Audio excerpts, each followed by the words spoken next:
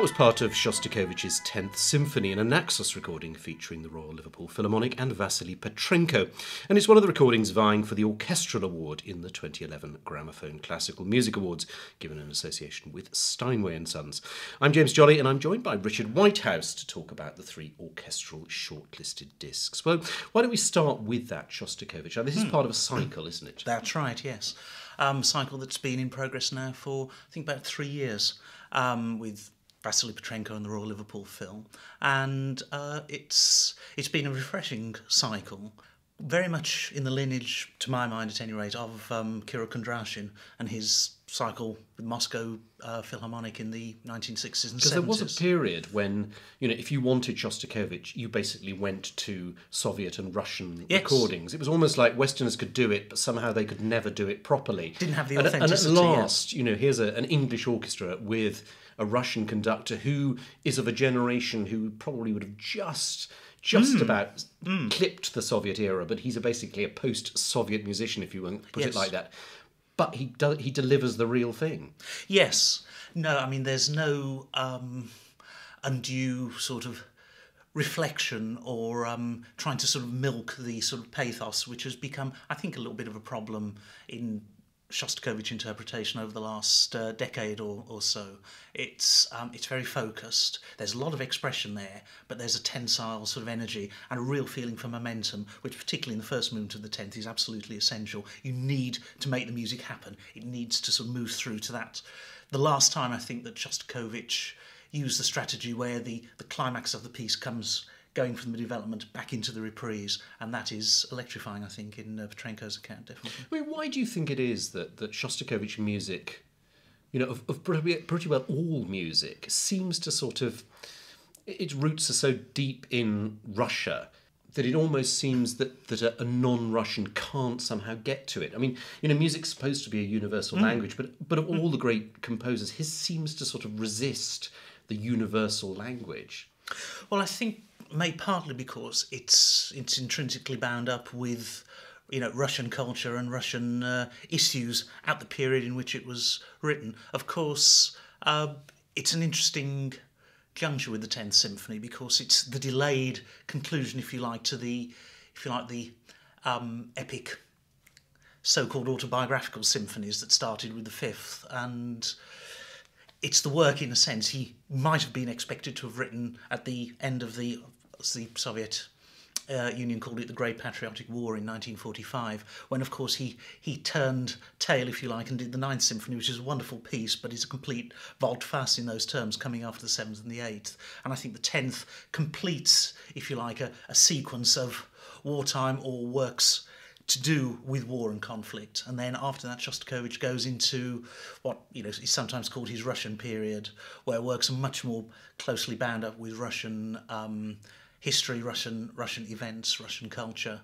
I mean, the 10th has always, I suppose, along with the 5th, was the most played in the West, until, of course, Shostakovich became as ubiquitous as he is now in Western concert halls. I suspect that, I think it probably still is one of yes, the most popular. Oh, definitely. I mean, I think, and obviously there was a big difference in the fact, of course, that it was the one symphony that was championed by Herbert von Karajan, and of course many readers will have heard his electrifying account made in Moscow in, I think, about 1968, was it? Which Shostakovich heartily approved of by all accounts, and Petrenko doesn't quite have that sort of white knuckle intensity, but then perhaps it doesn't need to. We're dealing with a very different situation now, and the music can be seen in much more of historical context. But I think certainly for actually assessing the work as a great piece of music, which it is, there are a few better recordings, certainly modern recordings,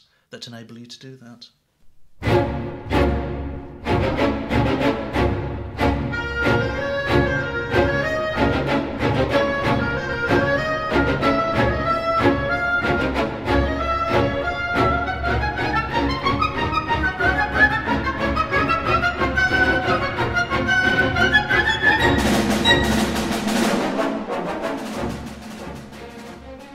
Now, the next recording, the Suk Asrael Symphony. Now, this is a sort of posthumous release from Sir Charles Mackerras with the Czech Philharmonic Orchestra. This is a symphony that seems to have come into its own in the last, 10, 15 years. Yes. I mean, it's unfortunate in one sense, because I know that Sir Charles Mackerras was very keen to programme it in London. As far as I know, he never did. I think there was a performance scheduled once with the Royal Phil, which had to be cancelled for whatever reason. So we were never able to hear him perform the symphony in London. And as you say, performances were, few and far between. I remember Simon Rattle reviving it in the first year of the Towards the Millennium series. And obviously Libor Peshek blazed a trail for the work in Liverpool and gave a very memorable performance at the Proms in, I think, 1992.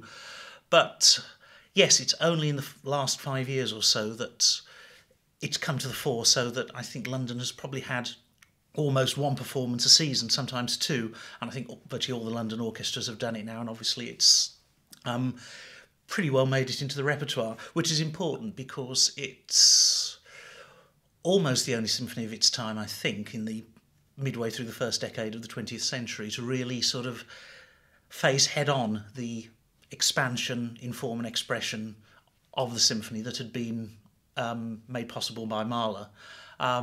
It's debatable as to just what Mahler Suk would have known, although he was a well-travelled musician. He travelled throughout Europe as a member of the what was then called the Bohemian Quartet, later the Czech Quartet, and he came into contact with a wide range of contemporary music. So he would certainly have heard Mahler symphonies, I think, in probably in Vienna and Amsterdam. And it's the sort of work that actually, if you respond to Mahler's probably the purely orchestral symphonies, maybe the Seventh Symphony, actually it would be a nice staging post to explore early 20th century symphonic writing. Very much so, yes. It's interesting as well that Suk, while it is in many ways a tragic work, although cathartic at the end, of course, in that lengthy coda in the finale, there's also a great deal of subtlety, a great deal of subtle irony in the piece, which is perhaps its most Mahlerian aspect.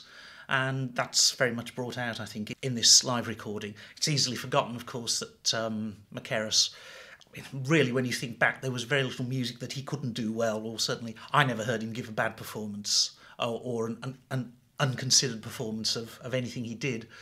And he was, I think, although he didn't record much Mahler, I think maybe just the First and the Fifth Symphonies, he was obviously an expert Mahlerian, and he makes the link between Mahler and Suk's own closer sort of heritage in Dvorak and Smetana very, very clearly. And this also has the advantage that it's a live performance, yes. So it's got that real kind of fizz of occasion about it.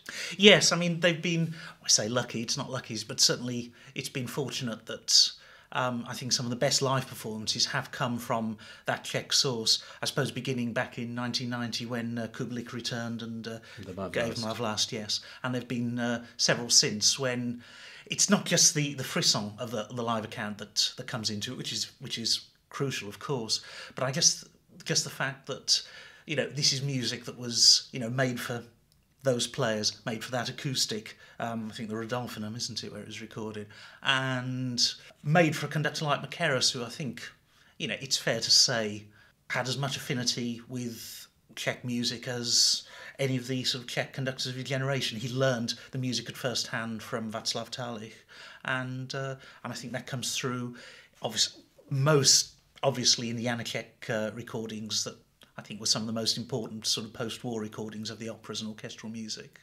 And it's just good that this performance, by hook or by crook, was preserved in the archives and has been brought out now, and that a wide audience can hear just what, unfortunately, he wasn't able to perform in London or elsewhere particularly.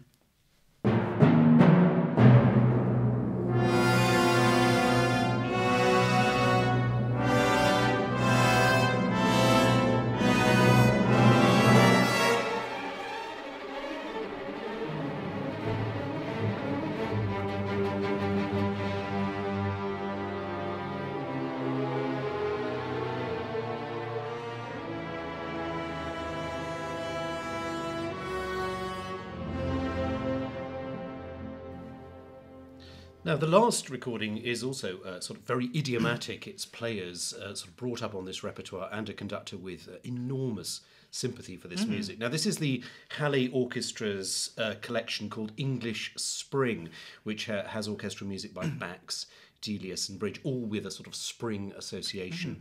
Mark Elder really showing off his rejuvenated Halle Orchestra here. That's right.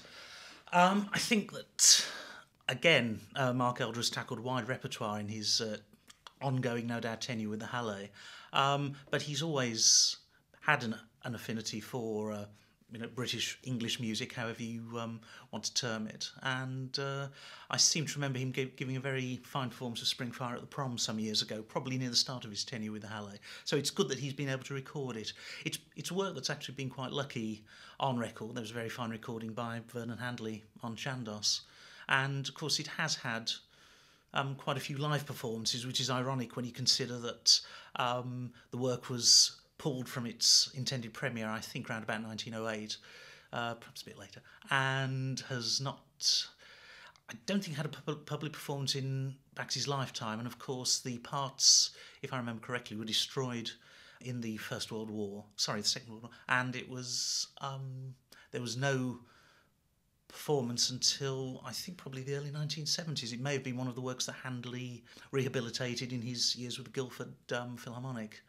And since then, as I say, it's done well. It's done well in performance, and this is, I think, only the second recording. But what it does, it reconciles Bax's origins as a composer of, in the Impressionist and sort of late Romantic musical sound worlds with the music that he went on to write, which may be, to some ears, more obviously English, but it makes this an important transitional work, and I think Elder brings that out very strongly in his recording. And then, of course, the Delius is a very different, well, not a very different, but a different sort of musical language, the Idylle de Printemps, and then the March of Spring, which comes from the North Country Sketches. Interesting to hear that out of context, isn't it? Not that the North Country Sketches revived that regularly, although again I think that was work that Charles McKerris had a soft spot for.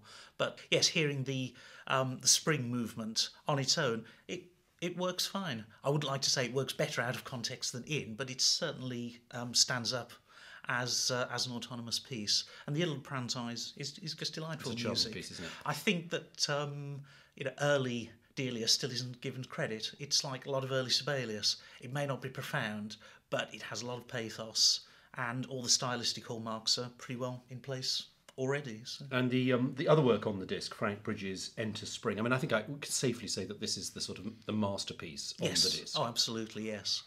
And again, a work a bit like Asrael that has only latterly, come into its own in concert. There was a very fine performance at this year's Proms. Very different from Mark Elder's approach, which is, gives the work an expansiveness and a sort of an overall sort of opulence, which is fine in context, I think. It's later Bridge. It comes from the period, the late 1920s, when Bridge had adopted what we could still reasonably call a modernist outlook in his composing, but he reconciles that again with elements of Impressionism and early sort of Schoenbergian Expressionism, and it's a very powerful amalgam. And it is a reminder of what a wonderful composer he was. Well, yes, I yield to no one in my admiration of Bridge as one of the great early 20th century composers, and also I think what a consummate orchestrator. I mean, there are other composers of that era, British and otherwise, who were maybe comparable orchestrators in terms of individuality, in terms of character. But I don't think any of the others had not just the technique, but the sheer oral imagination that Bridge had of how to realise what he was doing in the music, so that it just sounds as perfect as it does. And again, Elder brings that out very strongly here, I think.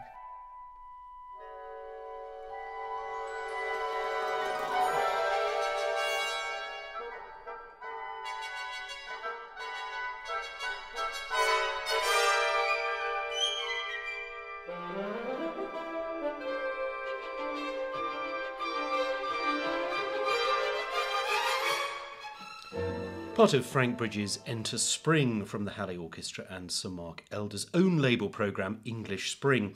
And that, along with Sir Charles Mackerris's Suk Asrael Symphony and Vasily Petrenko's Shostakovich 10, is the field for the orchestral category in this year's Gramophone Classical Music Awards, given in association with Steinway and Sons. The winner will be revealed on October the 6th, and you can find out all information about the awards at gramophone.co.uk. Thanks for listening, and my thanks to Richard Whitehouse.